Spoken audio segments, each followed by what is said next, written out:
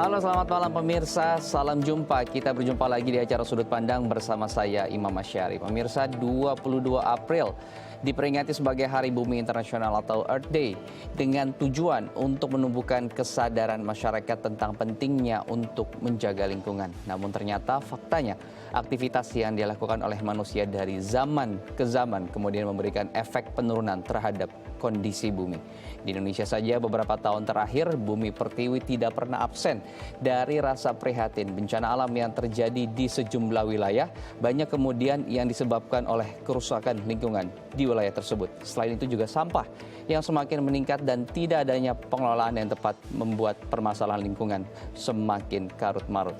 Bagaimana kemudian kemajuan industri juga memberikan pengaruh terhadap penyumbangan gas dan juga zat berbahaya bagi lingkungan. Kita akan membahasnya pada malam ini, bagaimana kita mencintai bumi agar hidup kita lestari.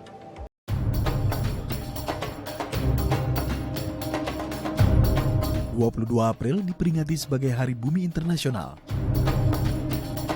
Gagasan ini pertama kali dicanangkan pada tahun 1970 oleh Gaylord Nelson, seorang senator asal Amerika Serikat yang merasa prihatin dengan kondisi lingkungan yang tercemar karena ulah manusia.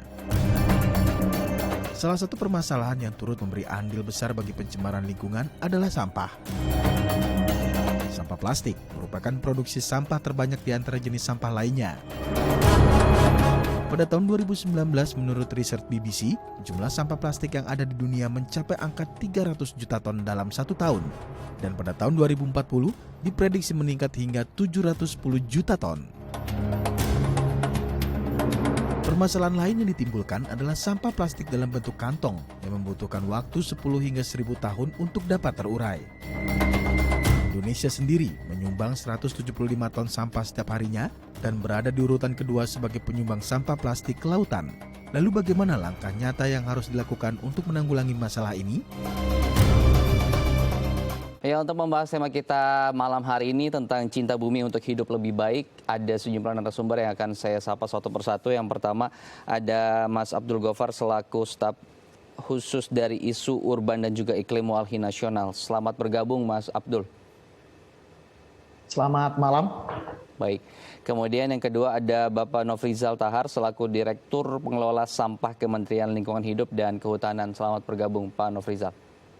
Selamat malam Mas Imam. Dan yang terakhir ada Mbak Switenia Puspa selaku Direktur Eksekutif dari Diverse Clean Action. Selamat bergabung Mbak Tenia. Selamat malam semuanya. Baik.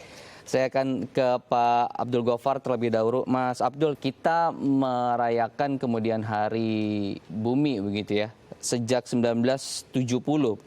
Nah, sudah kurang lebih 51 tahun kita memperingati hal tersebut.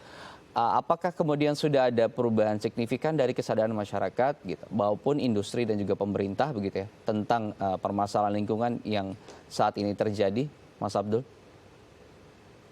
Terima kasih. Kalau dirunut secara sejarah, Hari Bumi diperingati pertama kali di Amerika 22 April tahun 1970.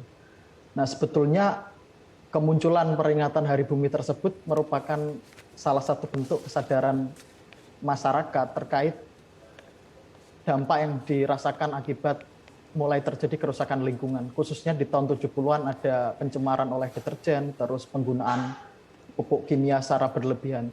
Nah, 51 tahun setelah diperingatinya Hari Bumi pertama kali di Amerika, ketika jutaan orang turun ke jalan untuk menuntut perubahan terutama kebijakan lingkungan yang lebih baik, mulai muncul beberapa upaya. Upaya itu paling tidak dilihat dari 3 pihak, 1 dari pemerintah, 2 dari kelompok usaha, dan 3 dari masyarakat itu sendiri. Termasuk mulai muncul kebijakan-kebijakan di level internasional. Kita tahu tahun 72 muncul konferensi Stockholm yang diperingati sebagai Hari Lingkungan Hidup Sedunia. Baik, kita berkaca dari bumi pertiwi saja di Indonesia misalkan, ada sejumlah bencana yang kita tahu di NTT misal, dan juga beberapa bencana lain yang juga faktor bencana tersebut salah satunya adalah kerusakan lingkungan. Anda sendiri melihatnya bagaimana? Apakah kemudian semua bencana atau rentetan ini kemudian ada hubungannya dengan kerusakan lingkungan yang juga terjadi akibat ulah manusia itu sendiri?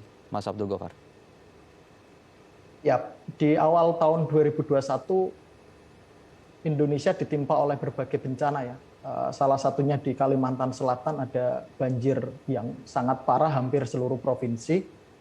terus ada gempa di Sulawesi Barat, dan baru-baru ini ada terjangan badai tropis namanya siklon Seroja di Nusa Tenggara Timur, dan sebagian juga berdampak ke Nusa Tenggara Barat. Walhi menyebut ini sebagai bencana hidrometeorologis yang oleh Badan Nasional Penanggulangan Bencana di tahun 2020 terdapat sekitar 2.900 bencana yang mayoritas bencana tersebut adalah bencana hidrometeorologis, atau kita melihat bencana yang disebabkan oleh perubahan cuaca, salah satunya banjir dan lain sebagainya. Jadi kenaikan bencana hidrometeorologis dari tahun ke tahun merupakan bukti bahwa ada sesuatu yang berubah, yakni terutama kalau ditarik lebih general adalah perubahan iklim atau dampak dari krisis iklim. Jadi bencana terutama siklon tropis di Nusa Tenggara Timur yang belum lama ini terjadi di awal bulan April merupakan dampak dari krisis iklim.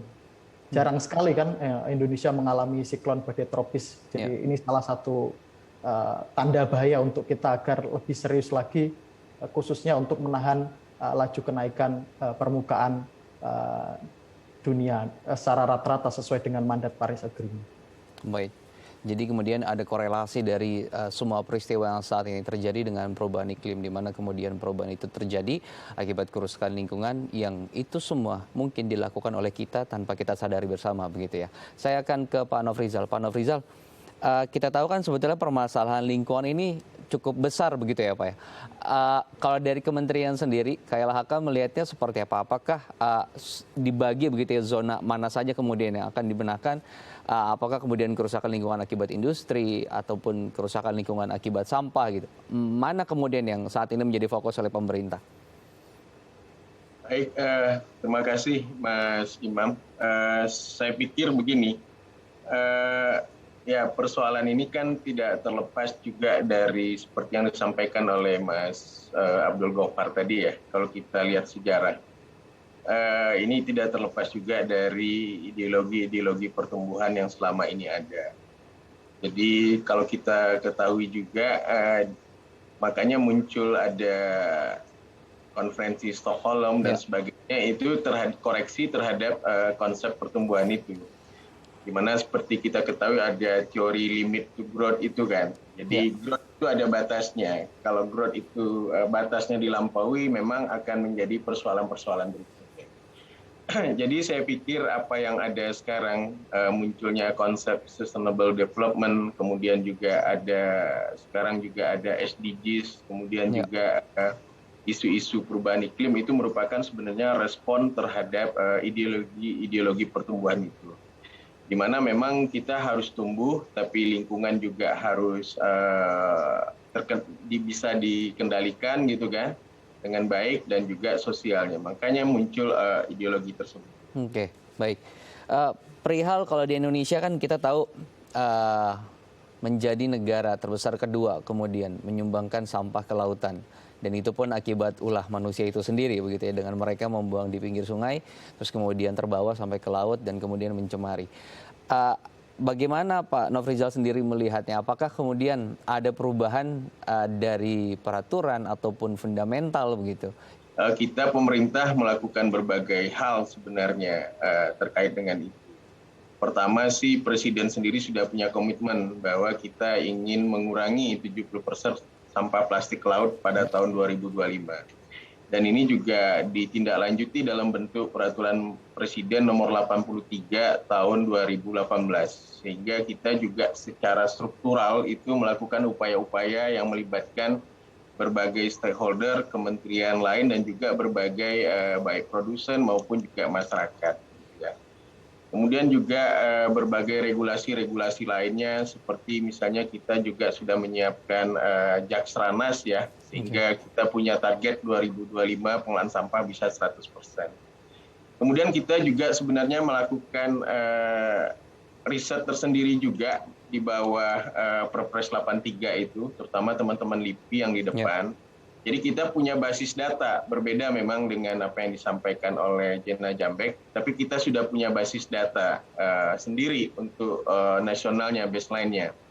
Dan itu kalau kita bandingkan dari 2018 yang kita punya, yang teman-teman LIPI lakukan itu, kemudian kita bandingkan 2019, 2020, dari data yang kita punya saat ini kita memang sejak dengan baseline 2018 itu kita berhasil menurunkan 15,3% posisi sampah plastik ke laut sekarang, Mas Imam ya. Tapi memang tantangan kan masih panjang ya, karena dari presiden itu 70% tahun 2025.